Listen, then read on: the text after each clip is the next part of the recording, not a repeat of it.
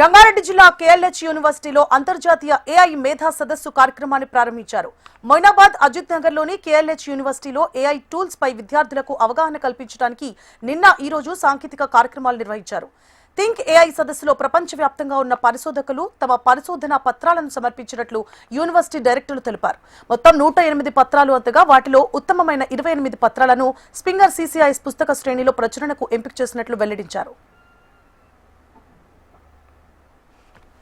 KLH Aziz Nagar క్యాంపస్లో think AI third international conference నిర్వహిస్తున్నాం. Every year మనం ఈ కాన్ఫరెన్స్ ఈ క్యాంపస్లో నిర్వహిస్తూనే ఉంటాం. సో ఈ సంవత్సరం కూడా మనం డిసెంబర్ 19th and 20th నిర్వహిస్తున్నామండి.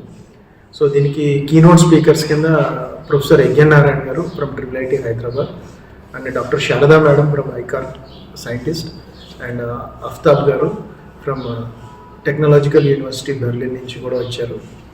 సో ఇందులో ఆల్మోస్ట్ 150+ పార్టిసిపెంట్స్ ఉన్నారు. సో ఈ కాన్ఫరెన్స్ యొక్క ముఖ్య ఉద్దేశం ఏంటి, AI and AI enabled technologies గురించి చాలామంది researchers, industry experts, research scholars, academicians papers submit చేయడం అనేది జరిగింది. టోటల్ 108 పేపర్స్ వచ్చాయి. 108 పేపర్స్లో మనం 28 పేపర్స్ని యాక్సెప్ట్ చేసాం. ఈ కాన్ఫరెన్స్ 2 days నిర్వహించబడుతుంది, డిసెంబర్ 19th and 20th. ఏంటంటే మేజర్ ఏంటంటే స్టూడెంట్స్ ఏఐ గురించి తెలుసుకోవాలన్నా లేదా ఏఐలో ఎట్లా పనిచేయాలని తెలుసుకోవాలన్నా సరే అందులో ఉన్న లేటెస్ట్ టెక్నాలజీ గురించి ఎక్కువ ఎంఫసైజ్ చేసి పేపర్స్ అన్ని సబ్మిట్ చేయడం జరిగింది. సో కంటిన్యూస్గా పేపర్ ప్రజెంటేషన్స్ అనేవి జరుగుతున్నాయి.